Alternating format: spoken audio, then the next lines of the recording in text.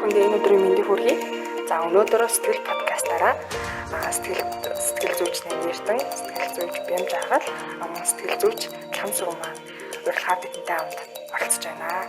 За өнөөдрийн сэдвээр болохоор бидгээд Good Will Hunting-ийн канон дээр гардаг сэтгэл зүйн үзэгдлүүд болон ер нь тэр канон сэтгэл зүйн талаас нь тайлбарлаж тэр канон дээр ямар сэтгэл зүйн асуудлууд ер нь яг юу гардаг вэ гэдэг талаар нь ярилцах болно. За тэгэхээр одоо яг киногоо ярьж эхлэхээс өмнө ерөнхийдөө киноны арын найруулагч ч юм уу тийм жүжигчдийн тухай хэсэг ярив. За тэгэхээр юуны өмнө бас подкастт урьж оролцуулж байгаад баярлалаа. Өнөөдөр болохоор Good Will Hunting гэдэг киноны талаар та бүхэн мэдээлэл хүргэхээр зорьсон байгаа. Тэгээ энэ кинонд болохоор яг одоогоос нэлээд хэдэн жилийн өмнө хийгдсэн киноч гэлээ нэлээд тухайн үедээ болоод энэ цаг үеийн хамгийн од жүжигч тоглосон найруулагчийн хувьд илүү их сэтгэл судлалын шинжилгээ ухааныг таашаадаг кинонд шигтгэхийг хүсдэг агуулгуудыг хүн хоорондын харилцааны нандин эффектүүдийг ус оруулдаг юм хүн байгаа. Тэгээд энэ кино бол яг хүмүүс ойлгохдоо одоо алдартай математикч залууг сэтгэл судлаач одоо коуч хийн гэж ярьдаг те. Коуч хийгээд амьдралд нь илүү их одоо амжилттай болоход нөлөөлүүлж байна гэдэг тухай гаргадаг гэж өргөдөө хүмүүс ойлгодог. Гэхдээ энэ киноны дотор болж байгаа процесс нь киноны өөрөө их зохиол нь үзэгчдэд юу хүргэхийг хүсэж байгаа вэ гэдг нь өөрөө маш олон одоо санаануудыг зангидж өгүүлдэг ийм кино байгаа. Тэгээд кинон дээр бол одоо бидний мэдих алдартай жүжигчд болох Робин Уильямс, Мэтт Дэймон, Бен Аффлек гихчлэн алдартай жүжигч тоглосон байгаа.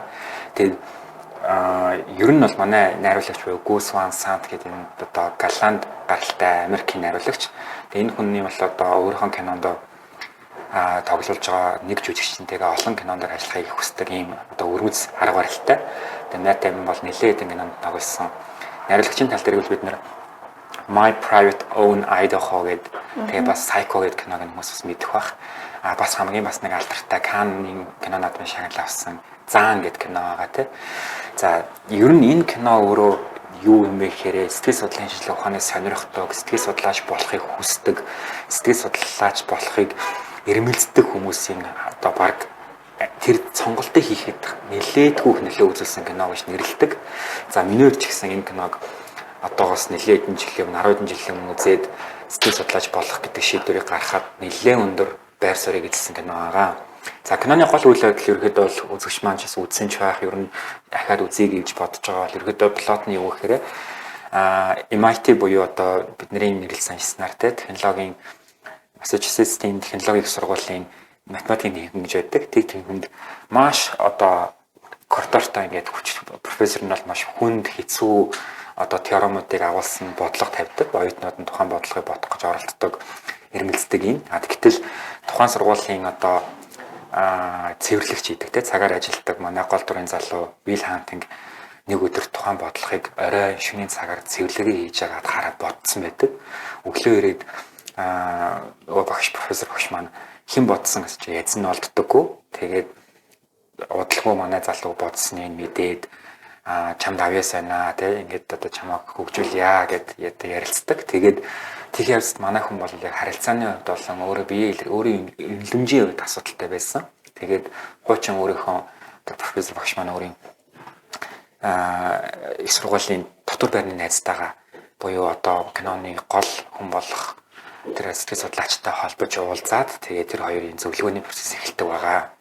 Ерөнхийдөө юу гэхээр сэтгэл зүйн зөвлөгөө хүний аж амьдралыг хэрхэн өөрчилдөг вэ? Асуудлыг яаж илрүүлдэг вэ? Сэтгэл судлаачтай байснараа хүний амьдралд юу хүрнэдэг вэ гэдгийг гаргадаг. За энэ кинон дээр гарч байгаа сэтгэл зүйн асуудал гэвэл post traumatic stress disorder буюу гэмтлийн дараах сэтгэл зүйн эмгэг. За энэ шилтийн асуудал, хамгаалтын механизм маш ихээр яригддаг. За энийг одоо энгийн үгээр тайлбарлаад явахыг хичээе. За энэ кинон дээр нэг хамгийн ихний нэг гол концепц юу гэхээр сэтгэл судлаач маань хэлдэг. Хэрвээ чи надад өөрийнхөө талаар бүх юмыг ярихгүй бол чи өөртөө юм үлдээгээд байвал чи өөрийгөө хуваалцахгүй бол би эзээч хамзуулж чадахгүй гэж хэлдэг.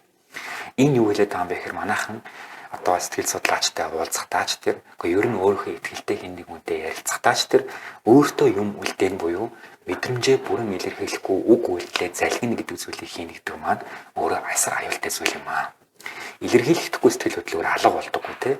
Тэр хүний сэтгэлд үлдчихдэг. Үлдээд дараа нь өөр хэлбэрээр өөр агуулгаар гарч ирдгийг сэтгэл судлалын шинжилгээ ухаанч тэр тарих судлалын шинжилгээ ухаанч тэр илүү их нотлоод судалгаагаар харуулсан байна. Тэгэхээр юу хэлгээд байна вэ гэхээр та одоо сонсогчд маань ер нь өөрийнхөө сэтгэл хөдлөл гэдэг зүйлийг илэрхийлж явах хэрэгтэй юм байна. Гэхдээ үнэхээр илэрхийлж байгаа үедээ дунд нь тасалж залгиж одоо гаднаа зүгээрээ гэдэг үгийг хэлж авахд болохгүй юм байна гэдгийг ойлгох хэрэгтэй. За хоёрдугаарт энэ киноны нэг гол хэсэг бол манай залуу сэтгэл судлаачтай уулзаад MIT-д одоо элсэж орохоор болоо ингээл ер нь бол ингээл амьдрал нь ингээд огцон өөрчлөгдөд амьдралын юм аяг нөхцөл солиулж эхэлдэг. Гэхдээ өөрийн хуучин хүрээл буюу тэр нэг одоо болохгүй бүтэхгүй нөхдүүдтэйг нийлээл яг нэг юм шинэ амьдралын юм аяг руу орж ил чаддаггүй. Тэгээ тэрний нэг илэрлэл нь бол хосын харилцаан дээр нэг илэрдэг. Тэгээд хосын харилцаан дээр юу илэрдэг вэ гэхээр манай залуу маань Харвард их сургууль сурдаг нэг бүсгүйтэй танилцаад, баарам танилцаад тэгээд одоо очасаад, крашлаад тэр хоёрын харилцаа үргэлжлэнэ. Үргэлжлэх явцад яг хосууд шийдвэр гаргаад хамтдаа амьдрья, хамтдаа одоо илүү ойр дотн байя гэхэд манай залуугийн нөгөө энэгшилт буюу attachment асуудал гардаг. За энийг эхлээд бас яагаад ярьж байгаа юм бэ гэхээр attachment гэдэг маань өөрөө хүний амьдралын суурь одоо хөгжлийн процесс буюу эхийн хөвлөд одоо бүрэлдэн бий болсон эхний хоногоос ахуулаад за ер нь бол 5-6 нас хүртэл болоо үргэлжилж байгаа тэр хөгжлийн бүхэл асуудлуудыг нийлүүлээд энэ шилтэй асуудал гэж нэрлэдэг. Нэг үгээрэлбэл тухайн хүүхдээ өсгөн хүн болж байсан ээж, аав, голлох үүрэг нь ээж байгаа. Хэр анхаарал халамж, хайр хамгаалсан, хайрлсан, хүлээн зөвшөөрсөн, эрх чөлөөтэй байлгасан, аюулгүй мэдрэмжийг өгсөн гэдгээрээ хэмжигддэг. Хэрвээ тэр зүйлийг дутуу, илүү эсвэл тасалдсан хэлбэрээр өгсөн бол мэдрүүлсэн бол тэр хүн маань нас бий дүүсэн хойно энэгшилтэй асуудалтай болохгүй юу? Энэгшилт нь өөрөө одоо зөв энэгшилт, эсвэл одоо буруу энэгшилт гэж одоо хар үгээр тайлбарлал л дээ. Тэгж хөгжнө. За манай залуугийн хувьд бол энэгшилтэй асуудал нь бол зугдах энэгшилтэй, бас төвшөлтэй энэгшилтэй. Тэр нь юун дээр илэрдэг вэ гэхээр хосын харилцаан дээр ч тэр нөгөө сургуулийн шинэ хүрээлт ч тэр ортоггүй. Зугдаал яваад байдаг тойроод. Бас өөрийгөө хуваалцдаг. Өөртөө хүн ярилцаад мэдрэмжээ хуваалцгаад эхлэнгүүт өөрийнхөө мэдрэмжийг таачдаг. Тэгээд энэ дээр давхар нөгөө нэг проекц буюу одоо проекцлог гэж ярьдаг те тусгах гэж хэлнэ. Тэр хамгаалтын механизм яригддаг. Тэр нь юу хэлж байгаа юм бэ гэхээр сэтгэл судлаачтай ярьж явах үедээ чи тэгээд байна, та ингэж байна, та угаасаа намайг тэгж бодож байгаа үстэй гэсэн байдлаар буюу өөрийн мэдрэмжээ өрөөлөөс олж харж байгаа юм шиг хэлнэ. Нэгсэн доо чи над дургүй үстэй. Намайг үзэн ядаж байгаа үстэй. Намайг үзэн ядах үедээ дургүй гэж бодох үедээ гэсэн айцаа хүн намайг тэгж бодох үедээ гэсэн айцаа өөртөө мэдрээд өөрөө тэрийг илэрхийлээд байгааг хэлнэ.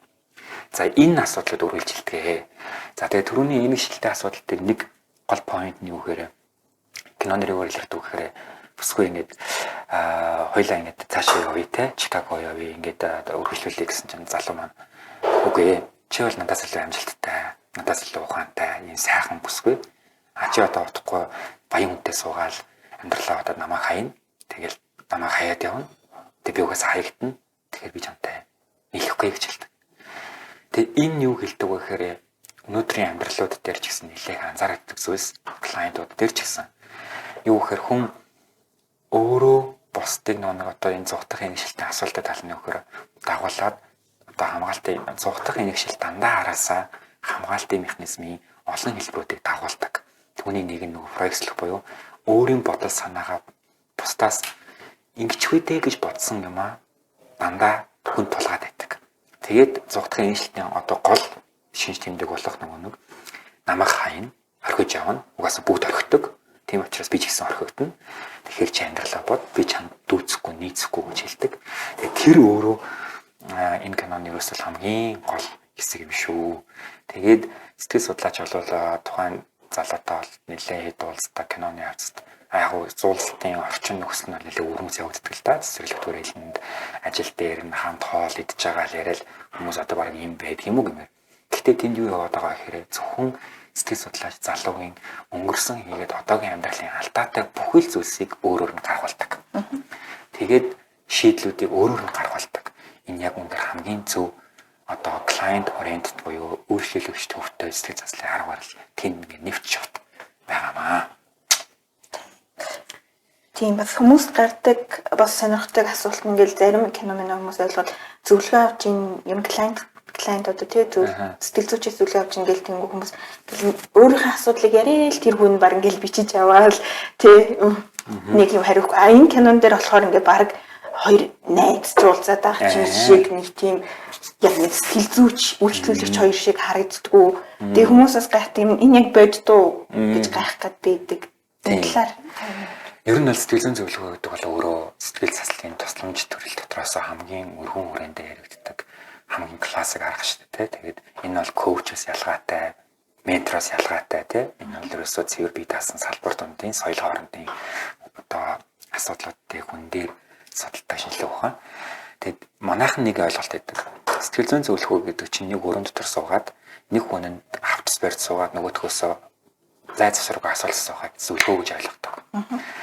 Зөвлөгөөний салбар дотроос одоо чиглэл дотроос хамгийн үр дүнтэй хамгийн одоо сайн чиглэл бол Карл Рожерсын боловсруулсан үйлчлүүлэгч төвтэй сэтгэл засал. Энэ хаанч явагдаж болно гэж ярьдаг Рожерс бол.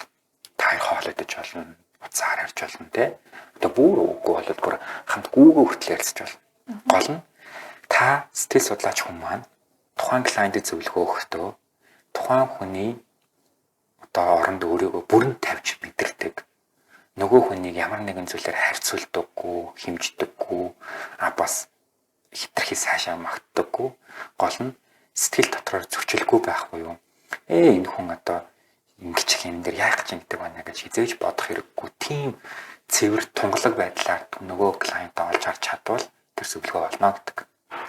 Одоо 2021 онд бол дэлхийн сэтгэл зүйн зөвлөгөөний салбарт бол дахин ийм ховсол хийгдлээ те. Бүх юм бол онлайнаар явагдаж байна. Онлайнаар явагдаж байгаа учраас зөвлөгөөний арга барилууд бас сарныг техникүүд хүртэл дагаад өөрчлөгдөж байгаа. Тэгэхээр ягаад энэ тэр кинон дээр тэр ярддаг байхээр Америкт бол сэтгэл зүйн зөвлөгөө өгөх одоо лицензтэй одоо игри болсон хүмүүс бол бүгдээрээ гэртээ зөвлөгөө өгдөг те. Өрөөндөө тэгэл бүр одоо цэцэрлэгт хүрээлэнд уулзаал явдаг. Монголд бол тех боломжийн хомсол да. Ягаад гэвэл нэгдүгээр бид нар лиценз алга, хоёрдугаар бид нарыг энэ зөвлөгөө авах гэдэг соёл өөрөө тогтоогүй байна тийм. Энэ юм зөвхөн чи соёлын асуудал واخхой нэг талаасаа.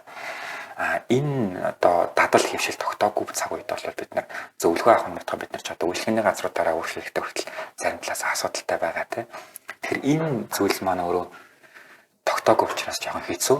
Гэхдээ сэтгэл зүйн зөвлөгөө гэдэг бол өөрөө Монголд одоо бас нэлээдгүй сайн хөгжиж байгаа салбараа. Залуухан салбар гэж бас хэлнэ. Нандиг үүдийн киног үзээд ямар сэтгэл төрсөн бэ? Ажиглагдсан юм юу вэ? Үзээд бол зүгээр таалагдсан гэх юм уу. Тэгээд мэдээж тавтаж үзчихэж яг яагаад байгаа юм бэ гэдгийг ингээ багаар ойлгож харсан чинь би нэг жоохон дуудчихсан байна. Тэгээд миний харж ирсэн тэр зөвлөгөөнөр харж ирсэн юм болохоор ингээд одоо зөвлөгөө өгдөг зөвлөгч маань сэтгэл зүйч маань үйл хандлагатай ярьж байхдаа ингээд уурлах үедээ уурлаад өөрийнхөө бүх эмоцнийг одоо илэрхийлж байгаа тэр нэг амьд процесс яваад байгаа юм гэдгийг би анхаарад тэр үйлчлүүлэгчийн стори тань ямар мэдрэмж өгч тэрийг ингээд яг зөв буцаад хооронд ингээд мэдрүүлэхээр үйлчлүүлэгчтэй яг ингээд сэтгэл зүйн хувьд одоо connection үүсгэж байгаа яг тэр процесс бол харагдсан. Тэгэхээр ер нь заавал тэгж үйлчлүүлэгчтэйгээ байхдаа өөрийнхөө эмоцнийг хаах биш. Та ч гэсэн одоо зөвлөгч гэсэн та хүн учраас сторид үзүүлж байгаа хариу үйлдэл илэрхийлэх ёстой байна гэж юу харагдсан. Тэгээд тэгж илэрхийлж чадаж ууралсан одоо уурын хөрсөн үед уурлаад, гонигсан үед нь уйлаад тэгжиж нөгөө хантаг маань баг ингээд энэ хүн намайг ойлгож ийн гэсэн мэдрэмжийг аваад бас нэгц юм болов уу гэж юу надад харагддаг. Тийм. Одоо нөгөө хамгийн одоо нөгөө профессор нэг хүнтэй уулзалдаг шнэ. Тэрэн дээр болохоор тэр уулзсан psychologist нэг юм намаа битсэн амар алтартан байдаг штеп. Тэгээ тэр хүн болохоор ингээд өөрийгөө бүх юмыг мэддэг гэдэг нэг тийм хандлагаас тэр нэг хантагтай уулзсан гэх юм уу. За одоо чиний асуудал ийм байна. Тийм болохоор чи тэгсэн үү гэж хандангууд хантаг болохоор шууд өөдөөс ингээд тоглоом хийдэг штеп тий. Харин дараагийн одоо манай psychologist Sean маань болохоор тийм байгаагүй.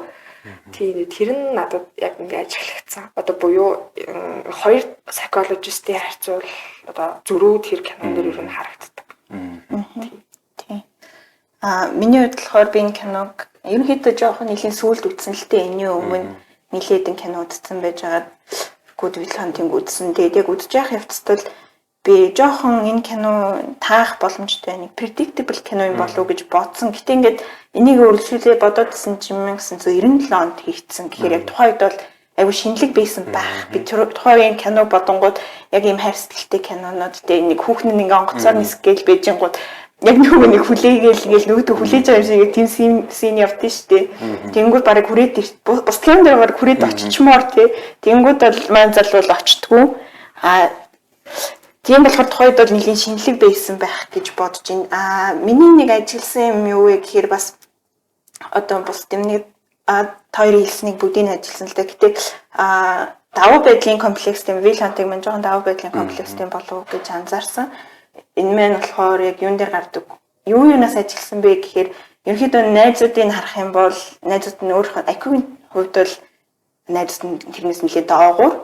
Тэгээ тэрэндээ ерөнхийдөө жоохон тэнгууд нь аюу их ном уншдаг болохоор ингээ бүх юмыг мэддэг гэх тэрэндээ их бардах дуртай юм шиг нэг бааранд нэг залуутай хэрэлддэж штэ тий тэгэнгүү тэгэл тэр залуу дээр очиод чиний ярьж байгаа юм өстө unoriginal өстө чи юмнаас хулцсан гэл тэр залууг бахан хилдэг тэгэнгүүт дараа нь яг өөрөө Шонтой ингээд цэцэрлэг түрээлэн сууж байхдаа Шон яг өөрийнх нь тэр юмыг буцаагаад хэлдэг тий би ингээд чиний амьдралыг би багаас чиний юм байсны чинь мэдчихин. Гэтэ би ингээд Oliver Twist-ийг уншсанаасаа болоод би чамайг бүрэн ойлгож ин гэж ойлгоод байгаа мó гэх тиймэрхүү утгатай тий тэгвэл чи ном уншсан чинь юм бүх юм чинь бишээ гэж юм хэлдэг тий тэгэнгүүт бас өөр яагаад давын байдлын комплекс нэмс ажиглагдсан бэ гэхээр яг багтаа бол ингээд ерөөдөө жоохон дээрлэхүүлдэг байсан гэж хэлж болно тий. Махад тухай ярьдаг. Тэгэнгүүт одоо том болжоо даваа байдлын комплекстэй болсон хадаар цэцэрлэгийнхаа найзтай уулзчаад шууд задлаад эхэлдэг тий. Цэцэрлэгийнхаа найзыг өгчлөхгүй. Чи намайг дээрлэхдэг байсан. Хамгаалтын механизмын ухралт яваад байна шүү дээ. Нөгөө одоогийн мэдрэмж аах нь бол өнгөрсөн үеийг очиж асуудлаа шийдэд байдаг. Тий. Яг хүүхдээ авах үед нөгөө нэг ээжтэй уурлангуудаа гомдонгуудаа хүүхдэд хүмүүс шилбэл нэг дугаа хораагаал эсвэл арагдуулах гал байдаг штэ. Тэр бол яг л хүүхд байхад нэг гардаг байсан. Тэгэнгүүт асуулт шийдэгдчих гэж боддог. Бас нүрийн төрсэн байна. Амьдрал дээрээ хүмүүсийн нэг гаргаад байдаг одоо нэг хамгаалтны механизмын хандлаануудын классик жишээнүүд л яваад байна штэ тий. Тэгээд attachment-ийн хувьд бол би бол Will Hunting бас нэлийн цогтойх attachment-тэй гэж харсан. Тэгээд тэрнээс гадна найз бүсгүй Skyler нь яг бүр хилж 100% итгэлтэй шилжлээ л та. Гэтэ ерөнхийдөө жоохон төгшүүрийн attachment-тай болов уу гэж бодсон аахгүй би Skyler-ыг бол нэгт нөгөө 13 настай хахад аав нь өнгөрцөн гэ ярьдаг тэгэнгүүтээ би бол буцаж уулзмаар байна энэ гэдэг хэлдэг. Тэгэнгүү хинээ хатангаас Will-ээс ингээ банк нөгөө гэр бүлийнхэн тухай асуугаал идэг. 12 ах дүүтэй гэж хэлэнгүүт нь тэрийн бүр ингээл тавтан асуугаал нэрийн дахиад хэлтэйгээл би хизээ уулзах юм бэ гэж банк жоохон тэгээд идэг. Ерөнхийдөө жоохон энээс ажиллах юм бол аав нь баг өнгөрцөн энэ травмаас болоод багтраас аюулгүй инжилтэйж бас болно л доо. Тэгээд төвшөртэй инжилтэй болсон байх магадaltaй гэж харсан. Тэгээд яг төвшөртэй инжилтэй хүн яг энэ зүгтаах инжилтэй хүний хооронд бол харилцаа жоохон хүндрэлтэй байдаг. Гэтэ боломжгүй бол биш л дээ. Тэгэнгүүт яг киноны хувьд бол энэ хоёр ямар хурдан хэрэлдээд хэлвэ гэж харагддаг л та. Хэдийн хугацаа өнгөрснийг сайн мэддэхгүй. Гэтэ ерөнхийдөө тэрэн дээр бас ерөн жоохон ажиглагдсан юм аа. Кино нэг инэшилтэй асуудлыг хүмүүс яаж эдгэх вэ гэж ярьдаг. Инэшилтэй асуудлыг эдгэх олон боломж байгаа. Гэхдээ хамгийн оргил хоёр боломж нь юу гэхээр нэгдүгürt жишээлбэл би төгшүүрийн инэшилтэй байлаа гэж бодоход миний сонголтууд буюу хосын харилцаан дээр ерөн харилцаан дээр дайлангуй хосын харилцаан дээр би дандаа асуудалтай хүнийг олж сонгодог. Хамгийн асуудалтай надад ингээд надтай ойр юмсаг санагддаг. Тэнгүүт татагддаг. Тэрийг хайр гэж андуурдаг. Тэгээд тэр хосын харилцаа ихэнд үедээ маш гоё юм, sparkling-тэй юм гал гарсан, тэмүүлсэн, оргилсон байжгаад маш хурдан унтардаг. Тэгээд салдгүй. Гэрэлтэй нийлээл энийг хайрж андуурдаг. За хоёрдугаарт энэ хосын инэшилтэй асуудлууд өөрөө хэрвээ зөв шийдэж одоо засаж авахгүй бол буюу тэрэн дээр нэг одоо хийлинг хийхтэй засах одоо эмнэх арга зүйд явахгүй бол өөрөө асуудалтай. Хоёр арга байгаа. Нэгдүгээр Skyler бол энэ нэшлэлтийн асуудлыг хайрцангуй багтай гэж киноноор гардаг. Тэгэхдээ мэдээж тухайн хүнд асуудал байгаа. Matt Damon бол буюу одоо манай Will Hunting бол асуудалтай. Тэгээ нөхөр бол нөгөө нэг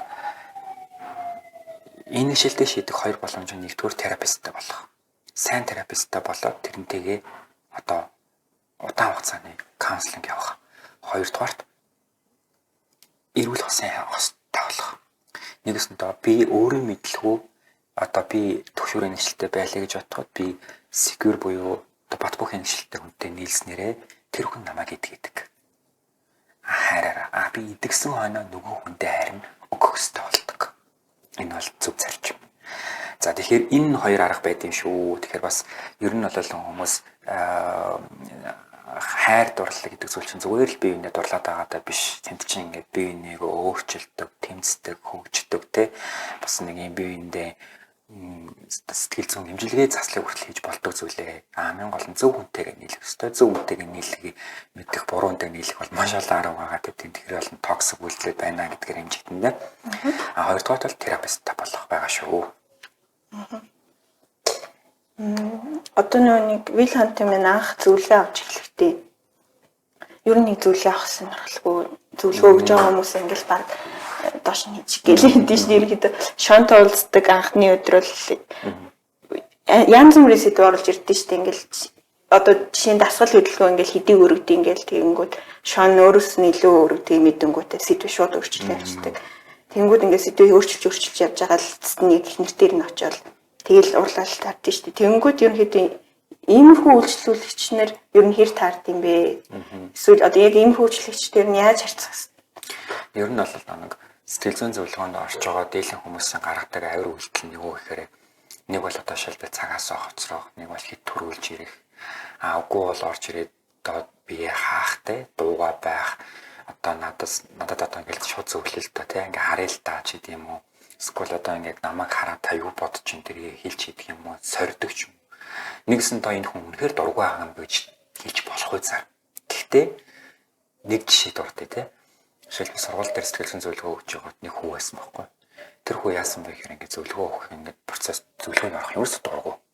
Гэхдээ тэр хүн хэрэгцээ байгаа нь багш нар нь хэлдэг. Тэр хүн яг гэхээр одоо манай өрөөнд ингээд шороо цацсан, ус цацсан, дугуй хагална, тийм дугуйны дугуй хагалчин, цөнхрөө ингээд одоо нойлын цаас мас хийчин. Тэгээ коридор тавьж байхад ингээд айгүй их том юм ундааны савар дүүр ус мас цацсан. Тэгээ тэрийг ингээ хүн харангуут энэ хүүхэд одоо хэвийн сэтгэл зүйн хөгжилтэй юм уу гэж бүр баг бодох үе цаар эргэлзэхэр гэвчээ тэр хүүхэд яах гэдэг нөхөр өрөөсөө надтай харилцахын тулд ингээд бүх л аргыг хэрэгжилж байгаа байхгүй намайг сорж ш энэ хүнд би юм ярьж болох уу итгэж болох уу харилцаа үүсгэх л оролдоод байгаа байхгүй. Тэгээ энэ юу л одоо юм их нөө сэтгэл зүйн гэмтэлтэй хүмүүсийн асуудал өөрөө хэвийн харилцаа гэдгийг сэтгэл зүйн гэмтэлтэй харилцаагаар төсөөлж ойлгодог. Нөгөө нэг хүчирхийлд өртчихсэн хүмүүсийг хүчирхийллийн орчноос нь гаргаад асрамжийн газар авчирч ас жаргалтай амьдрах гэж боддог. Улс төрийн эмгэнэл ахгүй тэр чинь. Тэр тийм биш. Тухайн хүн маань аавынхаа уралдгийг ээжийнхаа загнадгийг амьдрал ерөөсөө юм байна тий. Ерөөсөө энэ нормал юм гэж боддог. Эн чинь өөрөө юу гэхээр хүмүүсийн боддог зүйлийн хамгийн том алдаа. Тэгээд нөгөө хүн чинь нормал тэр асуудалтай харилцааг нормал гэж бодцохороо яг жинхэнэ бодит амьдралын нормал харилцаанд орохороо байж чаддаггүй. Тэгэхээр асуудал үүсэж эхэлдэг. Яг энэ шиг гэсэн. Тэгэхээр сэтгэл зүйн зөвлөгөөнд ирж байгаа дэлгэц хүмүүс мэдээж өөрийн хүслээрээ өөрийн зөвшөөрлөөр ирж байгаа ч гэлээ ирж байхдаа маш их эргэлздэг, гайхдаг, эсвэл одоо буруутгадаг юмаа ярихгүй байдаг процесс бол нэлээд их. Гэхдээ тэнд тэрний эсрэг ямар арга хэмжээ авах вэ гэдэг бол тухайн сэтгэл судлаачийн туршлага болоод ур чадварыг л асуух. Тийм. Ерөнхийдөө л яг жишээ нь бол нэг лекцэн дээр өөрөө яг ярьдэн штэ. Client одоо сэтгэл зүйч хоёрын хамгийн чухал зүйл бол ер нь trust тэдний нийтийн хэрэгтэй гэдэг. Тэнгүүтээ ер нь шон бол Will Hunting-ний trust бол айгүй л нэлийн удаан зуралддаг тийм. Олж авдаг. Тийм. Нэг инээл гэж үзсэн, нэг урлуулж үзсэн. Бүр дуугүй бүтэн цаг суун хоорондоо тийм. Тэгжиж ерөнхийдөө бол баг киноны төгсгөл шоны баг father figure гэх юм уу тийм бараг анхныхан тийм хүн болж хуурдаг. Тэр бас нэг бодлын энэ нэг бодит бус юм ажиглагдсан клиент үйлчлүүлэгч одоо зөвлөгч хоёрын хооронд бүр ийм амар дотно ийм аим одоо баг л нэлийн дотно болоод дуусна шүү дээ тий ийм нэг амьдрал хэд оролцсон байх нь зөв үү буруу юу тий одоо нэг тухайн энэ л кино тий нэг талаас кино тий киноны учраас уран сайхны фикшн маш олон байна. Гэтэ бод амьдрал дээр юу гэхээр ерөн сэтгэл зүйн зөвлөгөө яг энэ соёлыг дагаад дэлхийн нийтийн хөгжлийг дагаад их өөрчлөгдөж байна. Их өөрчлөгдөж байна. Жишээлбэл энийг юугаар харуулж байгаа гэхээр In Treatment гэдэг сериал өгдөгтэй сэтгэл зүйн зөвлөгөөний талаар бүтэн бүхнийг тайлбарладаг сериал. Тэр сериалын 4-р сериал дээр бол одоо бүх зөвлөгөө баг онлайнаар авагддаг. Ингээ уцаар яриа, шүүн залгаал. Тэгээ юу гэхээр ингээд Монгол хүмүүс бидний нэг юм ойлгох хэрэгтэй юм юу гэхээр энд ингэдэг юм байна шууд холбоорлож болохгүй тийм үү? Тэнд эрх зүйн орчин байна. Тэнд хянах бүх юм байна тийм үү? Тухайн сэтгэл судлаачийн бүх алдаа эндэгдлийг хяндаг, хүндэлдэг юм байна. Зүгээр юу ойлгох хэрэгтэй вэ гэхээр зөвлөгөө гэхээсээ илүүтэйгээр хүмүүсийн амьдралын хэм маяг үнэхээр өөр болж байна. Дагаад бид нэр өөрчлөхгүй болвол их сургууль заадаг сэтгэл зүйн зөвлөгөөний буюу та ийм л юм асууж болохгүй. Ингэж болохгүй шүү чи өстэй нэг урт юг бүх хүмүүс гараад алдал тэ энэ тийм шээ. Энэ сэтгэл зүйн зөвлөгөө гэдэг чинь өөрөө дагаад маш олон юмыг өөрчлүүлж байна. Хүний амьдралыг дагаж явдаг процесс байхгүй юу? Түүнээс энэ 1950 оны сэтгэл зүйн онлын мэддэг оны 1-ийн он гэвэл тэр бизээш бид нар өнөө цагийн хүмүүсийг эмчилж чадахгүй. Тэгэхээр Рожерсын одоо номон дээр хэлээд байгаа нэг үнэхээр чухал зүйл нөхөр зөвлөгөө ямар хэлбэртэй байж болно. Гол нь тэр зөвлөгөөний эцсийн дүндээ клиент чинь өөрийнхөө асуудлыг өөрөө 100% хөндлөнгөөс харж чаддаг байвал та ажлаа хийсэн гэж бодож байдаг. Та ажлаа хийж чадлаа. Одоо нэгсэн доо Шон Уил Хантингийг өөрөөр нь харуулж чадлаа шүү дээ. Би ийм биш дээ гэд эргэл зөөж өөртөө дүгнэлт хийгээд бодоод бүр өөрийгөө шинээр ингээд нээж штэ тий одоо инвент хийж штэ. Энэ процесс бол ерөөсөө зөвлөгөөний амиасаас. Энийг л бид нар ямар нэг хэлбэрээр ойлгох хэрэгтэй. Түүнээс зүгээр нэг асуулт суугаад хариулга гараад окей ярьсан боллоо дунгорно гэдэг бол тэр зүгээр найс нутгийг яриа. За тийм байна да. За. Одоо энэ хэд бидний цаг болж байгаа шиг байна. Тийм. Яг энэ киног дүгнээд эцэст нь юм байна уу? Яг энэ киног бол би хүн болгоныг бол ялангуяа сэтгэл судлал тартай сэтгэл судлалын чиглэлээр суралцж байгаа, ажиллаж байгаа, ай сурахыг хүсдэг хүмүүсийг бол үзээсэй гэж хүсэж байна.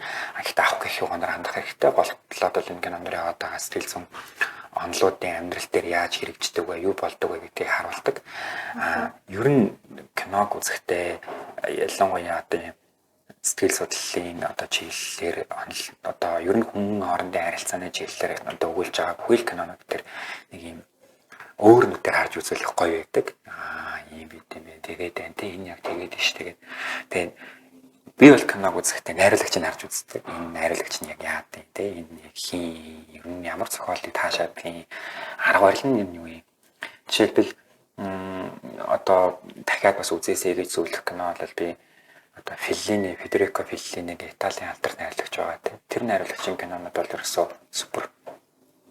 Бид нар тийм мастерпис гэж хэлдэг. Тийм кинонууд бас үзээсэй гэж хүсэж байна.